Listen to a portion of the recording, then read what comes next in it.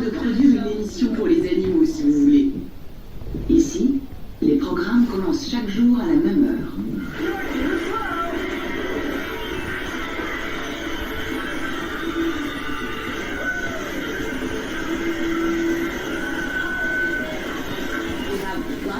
Nous superposons des dessins animés dont nous modifions la fréquence pour que les souris puissent l'entendre. Nous faisons clignoter les lumières qui entourent les cages en synchronisant les flashs avec le son.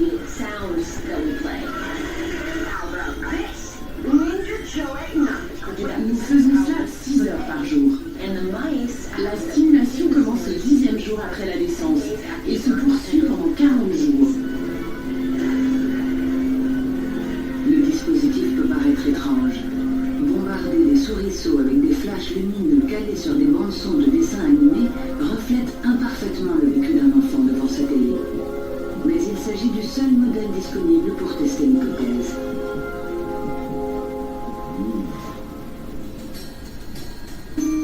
Des dizaines de souriceaux ont donc subi le traitement.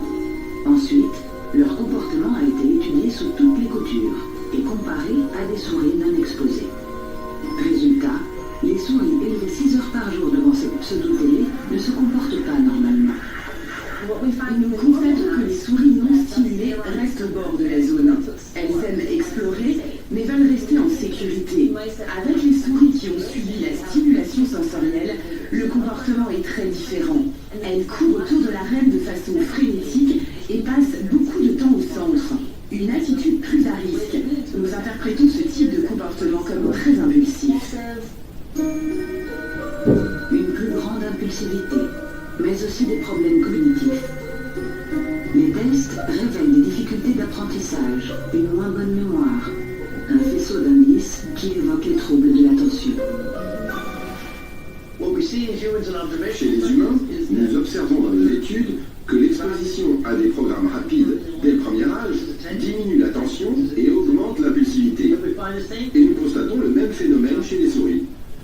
C'est l'état actuel des recherches en 2019.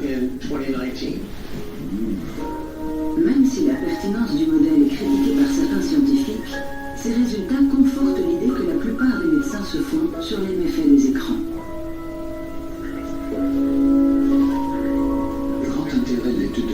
C'est vraiment d'attirer notre attention sur le fait que des stimulations lumineuses intenses auxquelles le bébé ne peut pas donner de sens vont pouvoir avoir chez lui des conséquences importantes en termes d'anxiété, d'angoisse, de déstabilisation de son monde intérieur, d'insécurité. Et le danger est évidemment qu'ensuite il soit en recherche permanente de stimulation toujours semblable, qu'il cherche à apprivoiser, mais sans y arriver jamais. Mais avec la multiplication des supports numériques, le temps d'écran télé n'est plus la seule préoccupation. Les téléphones, les tablettes ont fait irruption partout dans notre existence. Ils s'immiscent dans nos relations, même la plus fondamentale. Les écrans sont suspectés aujourd'hui de nuire aux liens entre parents et enfants.